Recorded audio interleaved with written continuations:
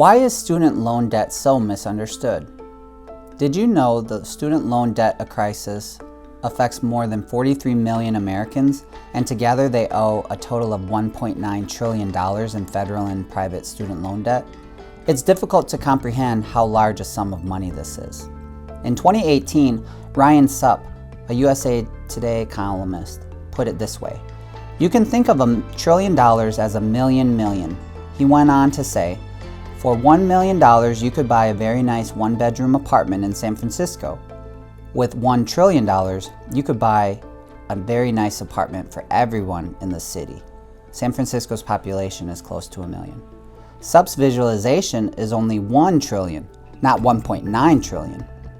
Another way to think about these numbers is to put them in the context of the COVID-19 pandemic.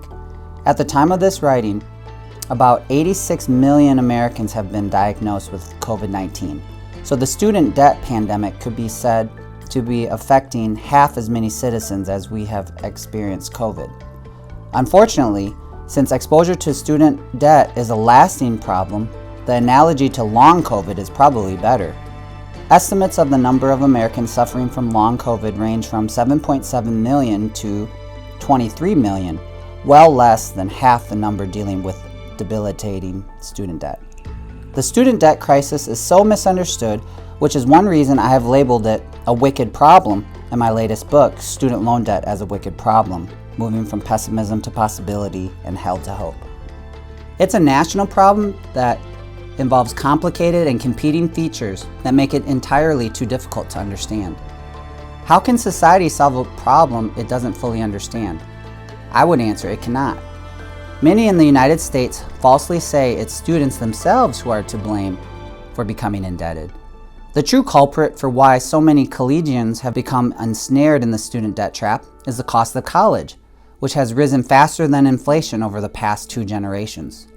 Older individuals who say it's because they paid for their college education, this younger generation ought to do the same, misunderstand how the current costs for attending college are not in the same ballpark as the cost they paid just a generation ago. In my 2018 book, The Neoliberal Agenda and the Student Debt Crisis in U.S. Higher Education, I pointed out that a generation ago, students commonly saved for tuition by working summer jobs. But the cost of college now makes that impossible. A student working full-time at the federal minimum wage would earn $15,080 annually before taxes. That isn't enough to pay tuition for even a semester at many colleges, much less room and board and other expenses. In today's reality, quote-unquote traditional, full-time 18 to 22-year-olds who are in college can work during the summer, but it won't be enough money to finance their college education. It is because of the current inescapable reality that many college students must seek other funding sources for their education. Some choose to work typically between 15 to 40 hours per week while they're in school.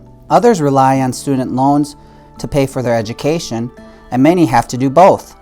The need to use student loans to fund higher education has negatively impacted this generation. When an entire generation is impacted, there are important ripple effects. The debt burden not only impacts that generation, limiting their employment options and slowing their financial progress, but it also impacts future generations. A family will have a hard time saving up for a college cost for their children if mom and dad are still paying off their loans. Ultimately, we are all affected. In the United States, higher education has been treated as a privilege. Students and their families must finance their own education, and colleges and universities are unfortunately too costly for many to fund through their own resources. As a subject matter expert, I write books and articles and produce YouTube videos on student loan debt. I get frequent responses from the general public. These correspondents may lack my research background, but that does not stop them from writing to me and telling me I have it all wrong. They say I am the one who misunderstands the student loan debt problem. They tell me they don't have student loan debt, or that they paid off theirs, so why shouldn't others' debt be forgiven? What should we be doing about this $1.9 trillion student debt crisis? It probably won't go away by itself. Did you know there are many colleges and universities that could spend their endowments in ways that make access greater but choose to do otherwise? In 2013, there were 138 institutions, mostly private, that each had more than $500 million in endowment assets. And these institutions, roughly 3.6% of all colleges and universities, held 75% of all post-secondary endowment wealth. If you are reading this magazine article or watching this YouTube video, you probably know that Berea College is one of these 138 wealthy institutions.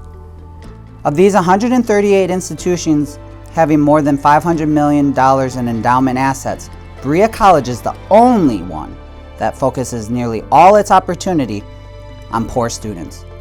The percentage of Pell Grant recipients among first-year students in fall 2021 for Berea College was 96%.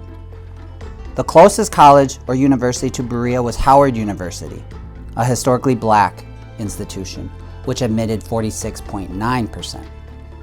The rapid increase in costs associated with attending post-secondary education in the United States is responsible for why many students have become indebted by student loans, the very same tools that allow them to access the college classroom.